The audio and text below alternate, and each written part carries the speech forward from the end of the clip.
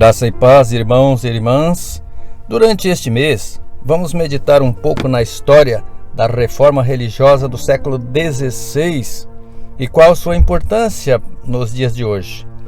O dia 31 de outubro é comemorado o dia da reforma religiosa.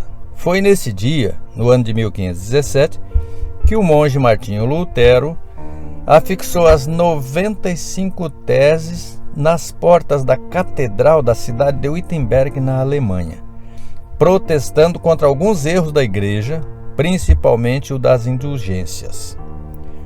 Alguns são contra a comemoração da reforma religiosa. O tão conhecido e conceituado escritor Martyn Lloyd-Jones diz que há dois tipos de argumentação dos que rejeitam a memória da reforma. Primeiro, dos que dizem que o passado nada tem a nos ensinar. Eles não enxergam nada na história que possa nos servir de lição, apoio ou alerta. Segundo, dos que veem a reforma como uma tragédia na história religiosa da humanidade. Segundo estes, devemos estudar a unidade e não um movimento que trouxe divisão e o cisma ao cristianismo. Felizmente, muitos outros reconhecem a importância da reforma e a necessidade de se manterem vivos aqueles ideais.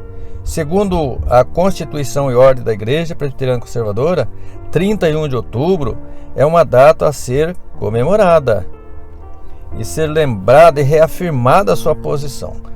Como Igreja Reformada, cremos e defendemos os mesmos princípios dos reformadores, por entenderem que a reforma teve como alicerce a palavra de Deus, não a opinião de homens. Portanto, é nossa posição, primeiro, somente a Bíblia como regra de fé e conduta. Segundo, somente Cristo como Salvador e intercessor. Terceiro, somente a graça de Deus garante a salvação. Quarto, somente pela fé o pecador usufrui da graça de Deus e não por obras. Quinto, somente Deus merece glória, honra, louvor, culto. Nenhum outro ser ou pessoa. O propósito da reforma não foi fundar uma nova igreja ou simplesmente dividir o cristianismo. O objetivo dos reformadores era erradicar os erros absurdos que foram introduzidos aos poucos na igreja. Foi uma batalha no sentido de se reconduzir a igreja fundada por nosso Senhor Jesus Cristo no caminho por ele traçado, tendo como fundamento único a palavra de Deus.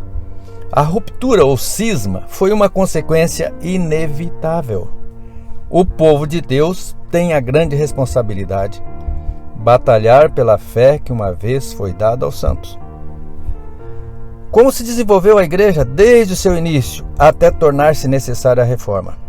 A igreja primitiva experimentou maravilhas e crescimento extraordinários. Jesus deu a missão aos seus apóstolos, fazer discípulos de todas as nações, e para os conduzir, derramou sobre eles o Espírito Santo no Pentecostes, e a igreja prevaleceu contra as portas do inferno. A igreja, que começou com 12 apóstolos, estava com 120 discípulos aguardando a descida do Espírito Santo, em Atos 1,15. No dia do Pentecoste, Pedro fez um sermão arrebatador. Quase 3.000 pessoas se converteram e foram batizadas, conforme Atos 2,41.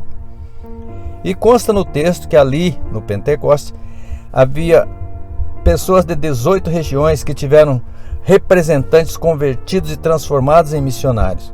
Logo depois, Pedro e João curaram um paralítico lá no templo. Pregaram a Jesus e o número de convertidos chegou a quase 5.000 pessoas. Atos 4:4.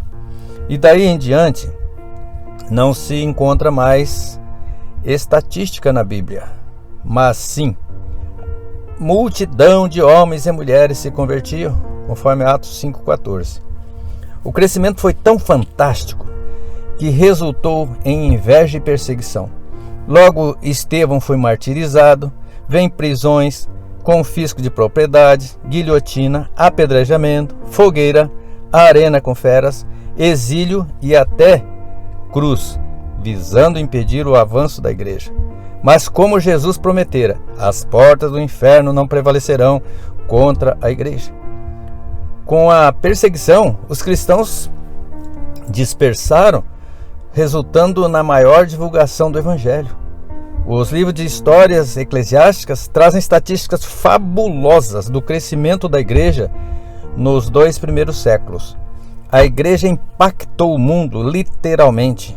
Havia intenso fervor, vida cristã autêntica, comunhão entre os irmãos, compromisso com a palavra de Deus, oração constante, evangelização, e o testemunho era contagiante. A igreja de Cristo nasceu para ser vitoriosa. Louvado seja o Senhor por aquele 31 de outubro de 1517. Amém.